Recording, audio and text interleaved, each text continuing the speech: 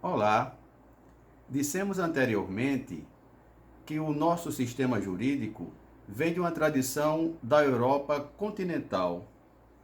Por isso ele é chamado romano-germânico, romano-canônico ou civil law. Nesse tipo de sistema, a principal fonte de direito é a lei. Mas o que são fontes do direito? Como elas podem ser classificadas? Como se deu sua evolução histórica? Existem vantagens de um sistema que tenha a lei como principal fonte e desvantagens também?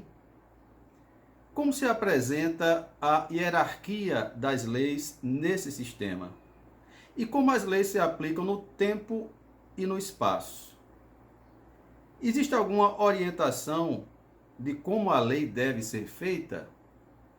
Tudo isso nós vamos estudar no nosso quinto ponto de introdução ao estudo do direito 1, fontes do direito. O que são fontes do direito? Começando pela sua etimologia, qual a origem da palavra fonte? Que é, na verdade, utilizada em direito como uma metáfora, porque fonte significa mesmo uma nascente de água.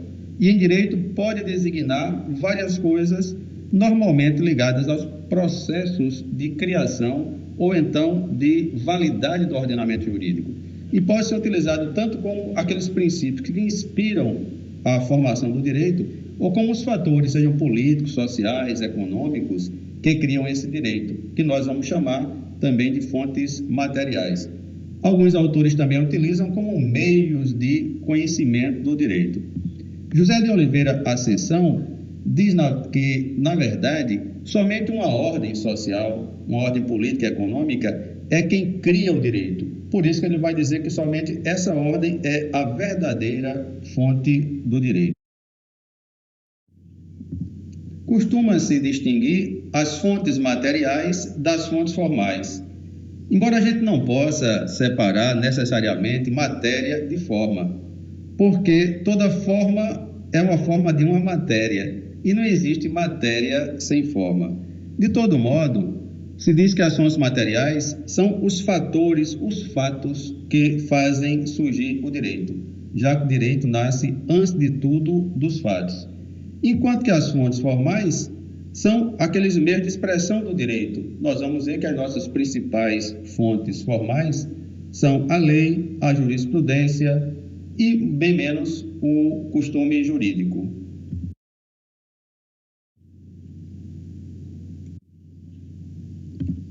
Este quadro, retirado de um site da internet, procura trazer aqui, de forma esquematizada, quais seriam as fontes estatais e as fontes não estatais.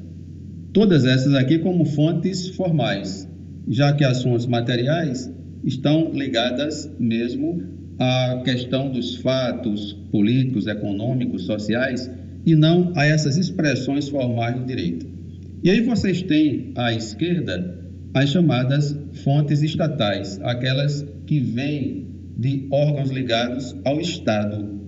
E nós vamos ter o processo legislativo, a lei, então o processo legislativo que dá em resultado a lei, e a jurisprudência dos tribunais. Todos os tribunais que vão decidindo determinadas questões, vão formando precedentes, e aí se forma o que nós chamamos de jurisprudência.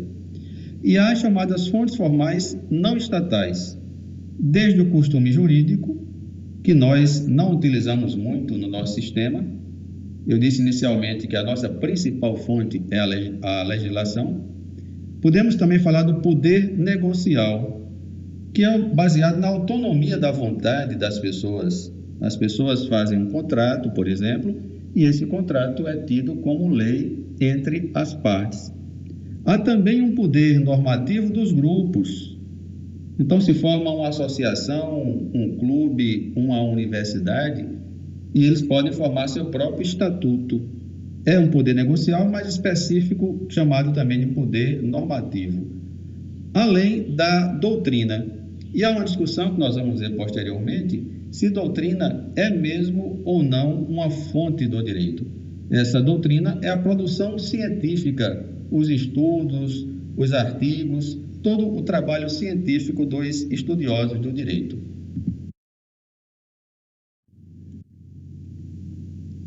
Como se deu a evolução das fontes do direito na história? A gente não pode generalizar ou uniformizar e dizer que todas as fontes seguiram essa sequência histórica, mas é possível imaginar que o direito nas diversas sociedades nasceu como um direito costumeiro, que nós chamamos de direito consuetudinário. Inicialmente ele era muito ligado à religião e à magia. Não havia muita essa separação entre direito, religião e magia. Posteriormente, as pessoas ilustres de uma determinada sociedade, podia ser, por exemplo, os anciãos de uma tribo, começaram a fazer julgamentos, não como nós temos hoje a ideia de juízes como um órgão organizado, como um poder judiciário, mas começaram a decidir conflitos baseados nas tradições, nos costumes daquele povo. E, de certa forma, foram formando aquilo que nós hoje chamamos modernamente de jurisdição, que vem de juris dicere, ou seja, dizer com quem estava o direito, dizer o direito. Só posteriormente é que começou o processo legislativo mais organizado. E como nós temos hoje, na democracia representativa, nós elegemos nossos representantes para fazer a lei em nosso nome. Então, de forma geral, nós podemos colocar esse esquema que primeiro veio o costume, depois a jurisdição, depois a lei. Mas, como eu disse, não é que todas as sociedades tenham seguido esse mesmo caminho.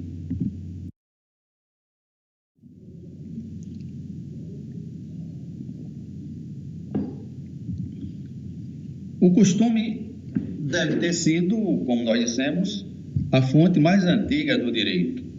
E aos que defendem que o costume estaria mais próximo do chamado espírito do povo, por se basear numa vontade popular.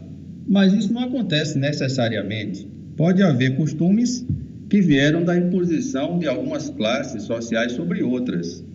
Eu imagino que aquele costume que se fala que havia na Idade Média, de o senhor feudal ter direito à primeira noite de núpcias com a esposa do seu vassalo, se era um costume jurídico, certamente não foi baseado na vontade popular. Então, nem sempre a gente pode dizer que o costume vem da vontade do povo. São elementos do costume jurídico, primeiro o elemento objetivo. Um ato que seja praticado de forma habitual e que chamamos de consuetudo, daí a expressão direito consuetudinário, e o aspecto subjetivo, a ideia de que é necessário aquele costume para regular uma determinada relação jurídica. Maria Helena Diniz, ela dá o exemplo de uma determinada região do Ceará, que sempre havia o costume de dividir, de partilhar uma fonte de água que ficasse entre duas terras, entre dois terrenos de pessoas, numa região bastante seca. E daquele costume, certamente, depois surgiu uma norma jurídica. Nós podemos dizer que o 13º salário surgiu inicialmente como um costume. Era uma gratificação que se dava ao final do ano e depois passou a ser lei, passou a ser obrigatório, deixou de ser gratificação para ser realmente 13º salário. Depois, nós podemos ter uma classificação dos costumes. E é interessante como a lei no nosso sistema ela é tão forte que nós classificamos o costume de acordo com a legislação. Primeiro dizemos que há um costume secundum legem, ou seja, um costume que está previsto na própria legislação. Aí nós temos o exemplo do artigo 965, inciso 1º do Código Civil. E vocês podem ler lá no Código Civil que vai dizer que goza de privilégio geral na ordem seguinte sobre os bens do devedor. Ou seja, existe um privilégio dos créditos sobre os bens do devedor. E o primeiro diz logo assim: o crédito por despesa de seu funeral, feito segundo a condição do morto e o costume do lugar. E é esse aspecto que eu destaco. Diz que goza de privilégio esse crédito se a despesa do funeral for feita de acordo com o costume do lugar. Só não vamos imaginar, como eu vi há um tempo atrás, uma novela da televisão, que não era novela de época, era como se uma novela que passasse já no século XX, novela moderna. E teve algumas filmagens aqui no nosso estado da Paraíba. E por incrível que pareça, colocaram lá o enterro da pessoa sendo enterrada numa rede. E depois fizeram uma matéria dizendo que isso era o enterro típico do Nordeste brasileiro. O que é uma tremenda ignorância, me permitam, né, essa franqueza. É pensar que aqui no Nordeste nós estamos ainda enterrando as pessoas numa rede. Mas aí, voltando a dizer, o crédito vai ser privilegiado se for feito o funeral de acordo com a condição do morto e o costume do lugar. E nós temos também aquele costume ao lado da lei, aquele que completa quando a legislação tem lacunas. E a citação que nós temos aí é o artigo 4º da chamada Lei de Introdução das Normas de Direito Brasileiro. E esse artigo 4º diz assim: quando a lei for omissa, o juiz decidirá o caso de acordo com analogia, os costumes e os princípios gerais de direito.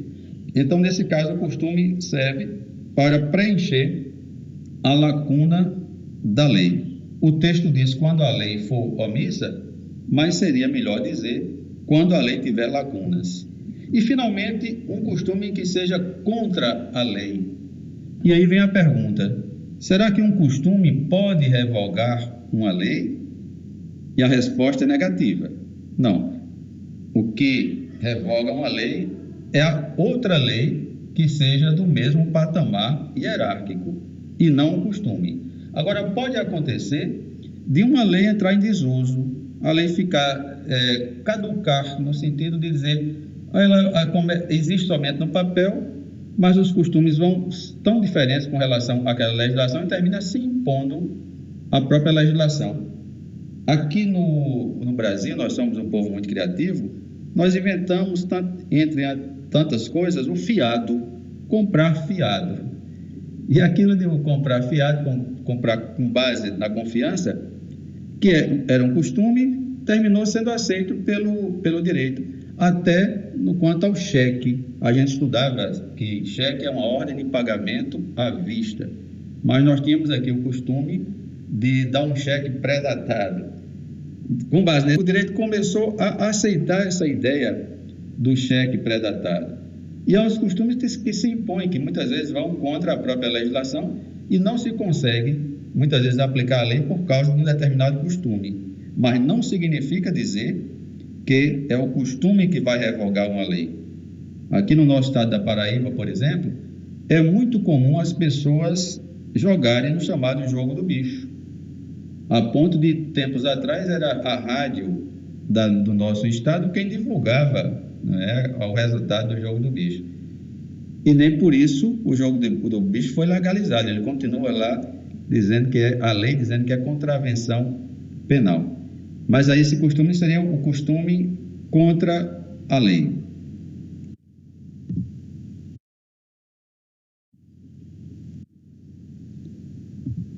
Outra fonte do direito muito importante é a jurisprudência.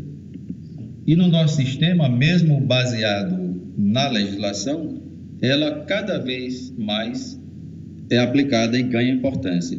E nós podemos dizer que a jurisprudência é o conjunto das decisões dos tribunais. Há quem diga assim, das decisões uniformes dos tribunais. Mas, na verdade, não é necessário que essas decisões sejam uniformes. Então, o conjunto das decisões dos tribunais nós chamamos de jurisprudência. Se você for, por exemplo, ao site do TST, que é a minha área específica, eu sou juiz do trabalho, lá no site do TST, você vai ter a jurisprudência. Vai ter as súmulas, as chamadas orientações jurisprudenciais, além das decisões daquele tribunal em determinados assuntos. Da mesma forma, vamos encontrar no site do nosso tribunal aqui, do TRT 13. E como eu disse, cada vez mais a jurisprudência vem crescendo a sua influência no nosso país, mesmo sendo de tradição romanística. Alguns autores fazem a observação que tem acontecido um fenômeno interessante. Nos países da Common Law, os países do direito anglo-saxão, que tem como principal fonte a jurisprudência, lá tem crescido a influência da legislação. E aqui nós temos o crescimento da jurisprudência, embora não descaracterize o nosso sistema como aquele sistema que tem como principal fonte a legislação. Na universidade, nós damos muita ênfase ao estudo da legislação, até porque no nosso país nós temos muitas leis. Os estudantes normalmente ficam com o vade-mecum debaixo do braço, como se fosse um livro sagrado. E temos menos tempo para estudar jurisprudência. Mas no dia a dia, nós juízes, advogados, profissionais do direito, precisamos muito estar antenados com a jurisprudência dos tribunais.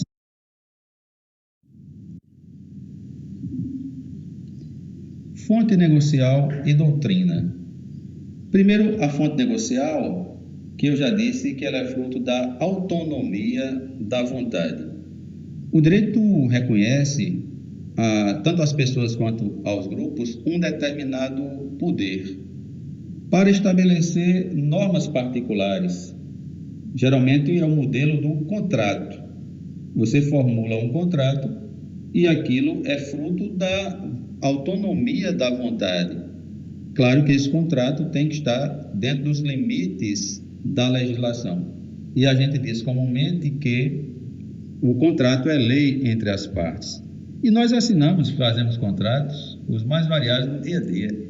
Basta você entrar na internet e você entra num determinado site e tem lá para você dizer que concorda com aqueles termos de privacidade e tal, você nem lê aquilo ali e assina, você está assinando um contrato. Então aí a gente tem a chamada fonte negocial. E a doutrina, que é o conjunto da produção científica do direito, que nós costumamos chamar de doutrina. Os doutrinadores são aqueles estudiosos, escrevem seus livros, seus artigos, fazem sua produção científica. E a discussão que se faz é, será que doutrina é mesmo ou não fonte de direito? Nós podemos logo dizer que ela não é uma fonte estatal, porque ela não é feita por um órgão do Estado. Eu, por exemplo, sou professor e juiz do trabalho. Quando eu faço uma sentença, aquela minha sentença podemos dizer assim, é um documento oficial, aquilo que vem de um órgão estatal. No entanto, quando eu escrevo um artigo e publico esse artigo, é um artigo doutrinário.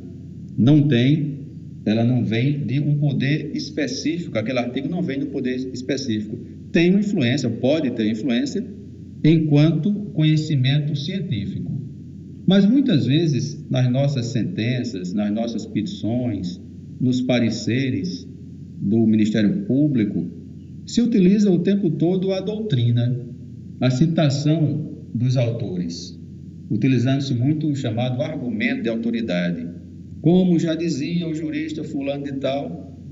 E aí a gente vai ter a doutrina como uma fonte do direito. Alguns vão dizer até que é uma fonte indireta. E essa discussão, dizer se é fonte ou se não é, ela vem da própria discussão inicial, quando nós dissemos que fonte é um termo metafórico. Depende do que você entende por fonte. O autor Miguel Reale, por exemplo, ele diz não entender a doutrina como fonte porque diz que as fontes do direito têm que vir de uma estrutura de poder. E ele diz, por exemplo, a lei vem do poder legislativo, a jurisprudência vem do poder judiciário. Mas, ao mesmo tempo, ele diz, e o costume? Ele vai falar do poder anônimo do povo. Mas será que há mesmo esse poder anônimo do povo com relação ao costume? Então é uma discussão que se pode fazer de que a doutrina é ou não fonte do direito. Entendendo fonte nessa acepção bem ampla que nós colocamos inicialmente, eu não vejo por que nós não afirmarmos a doutrina como sendo também uma fonte do direito.